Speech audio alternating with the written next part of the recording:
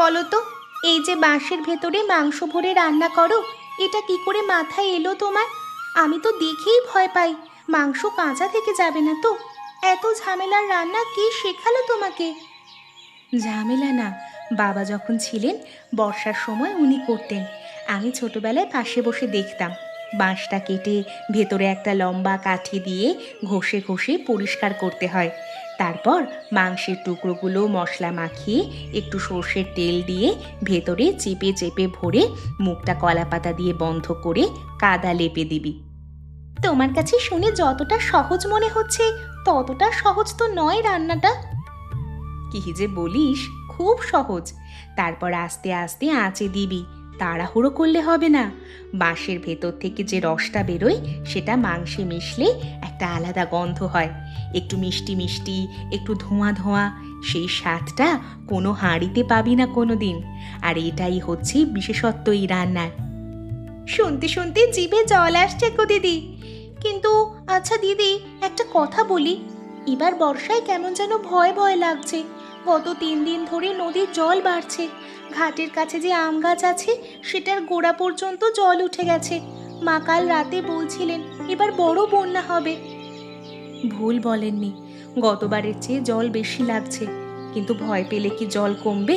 যতটুকু মজুদ আছে সেটা দিয়ে সামলাতে হবে। আচ্ছা, মা কেমন আছেন আজ? সকালে দেখে এলাম কাশি থামছিল না। না দিদি, কাশিটা কমেনি। একটু আগে গেলাম, বললেন গায়ে জোর নেই, উঠে বসতে পারছেন না ঠিক মতো। দিদি, মায়ের ওষুধ ফুরিয়ে গেছে পরশু থেকে, টাকা হাতে নেই, এখন কি করব বলো তো? শোন, অর্জুন বাজারে যাবে বলেছে, ওকে দিয়ে এই রান্নাটা পাঠাবো। শহর থেকে একজন নেবে বলেছে, বেশ ভালো দাম দেবে। সেই টাকা দিয়ে মায়ের ওষুধ আনবো, আর বাকিটা রেখে দেব সামনের দিনগুলোর জন্য। সব হয়ে যাবে, তুই এত চিন্তা করিস না। অর্জুনদা না থাকলে আমাদের কি হতো বলো দিদি? যখনই দরকার চলে আসে, কোনো দিন না বলে না। লোকটা কিন্তু সত্যিই ভালো। হ্যাঁ, ভালো মানুষ। এখন আমাকে একটু রান্নায় মনটা দিতে দে। মশলাটা ঠিক মতো না বাটলে স্বাদ হবে না। তুই মায়ের কাছে যা, একটু বসে গল্প কর। দিদি, তোমাকে একটা কথা জিজ্ঞেস করি, রাগ করবে না তো? তুমি সারাদিন রান্না, মায়ের সেবা, সংসারের চিন্তা সব তো তুমি একাই করছো। কখনো মনে হয় না যে তোমার ক্লান্ত লাগছে? লাগে তো বটেই, কিন্তু যখন মায়ের মুখটা দেখি, তোর মুখটা দেখি, তখন আর থামার উপায় থাকে না। যা, মায়ের কাছে যা গিয়ে। দেখলে, আজ অর্জুন আবার ওদের বাড়ি গেল। ওই তৃষার জন্য সব করছে। রান্না করে গ্রামে এমন সুনাম হয়ে গেছে যে ভুলেই গেছে আমরাও আছি এই একটাই পাড়ায়। এখন দেখো, কত ছেলেও ঘুরছে ওর চারপাশে। তুমি সারাদিন ওদের নিয়ে ভাবছো কেন বলো তো? গরিব মানুষ কষ্ট করে খায়, ওদের নিয়ে তোমার মাথা ব্যথা কিসের? গরিব?